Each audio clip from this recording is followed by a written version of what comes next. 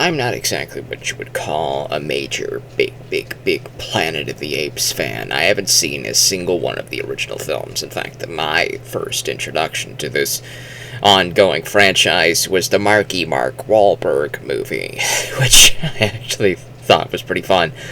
And then I watched the newer ones, with the one with, what's his face, the guy from Pineapple Express and Spider-Man, who played Harry Osborn. I can remember his character's name, Harry Osborn, but I can never remember the actor's name. That Franco. I think James Franco. Yeah, I think that's it.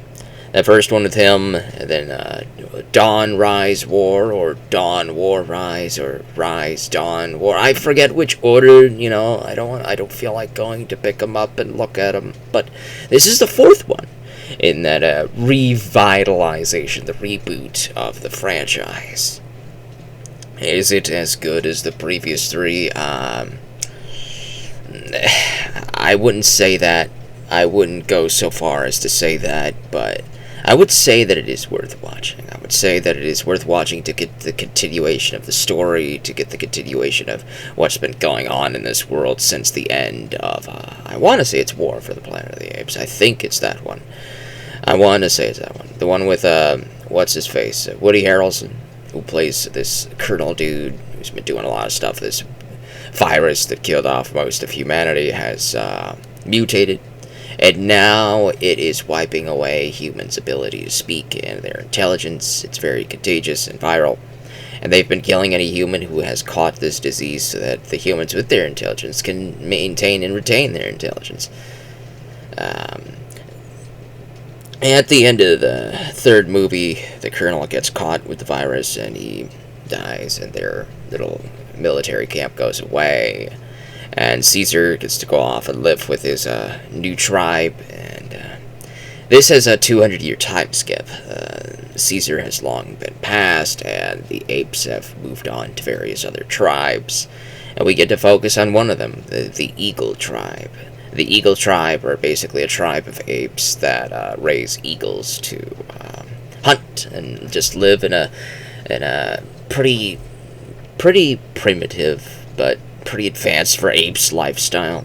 We get to see that the apes are clearly on the rise. They're living in the ruins of humankind's civilization, but they have lost all history of humankind by this point, because none of the humans remain that can actually teach them and tell them about all of these things, except for a couple of them when we find out, like this girl here, and we learn of another dude later on in the film. Both of them retain their intelligence and ability to speak, so we learn that there are some humans who are immune to even the mutated version of the virus.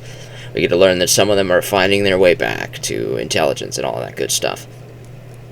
And it's a pretty good world-building film. It's a film that exists to be part of something bigger. It would not stand by itself on its own. It needs other films to stand up with, to stand beside. It is a world-setting setter film. It is a setting for a bigger franchise. This sets up the next movie. And I don't know if they're going to make this a trilogy. I really hope that they do, because I've loved the first trilogy. It was fantastic. And I'd say if you are going to tell more stories, this is a great way to start your next story. So it's pretty fun. I wouldn't say it's the best one. I wouldn't even say it's the worst one, though.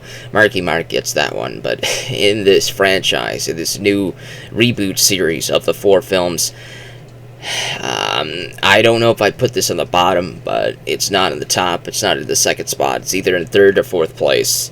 But that doesn't mean that 3rd or 4th place means that they're bad movies. It just means that the other movies on top of it are just that much better. They're just fantastic. All 4 of these movies are good, and all 4 of them are worth watching.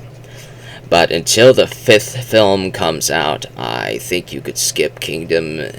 Unless you're just a big Planet of the Apes fan, you're just very curious and you really, really want to see the next piece of the story, the next piece of the puzzle, and in which case, fine, go ahead. You were going to anyways. Either way, it's pretty good.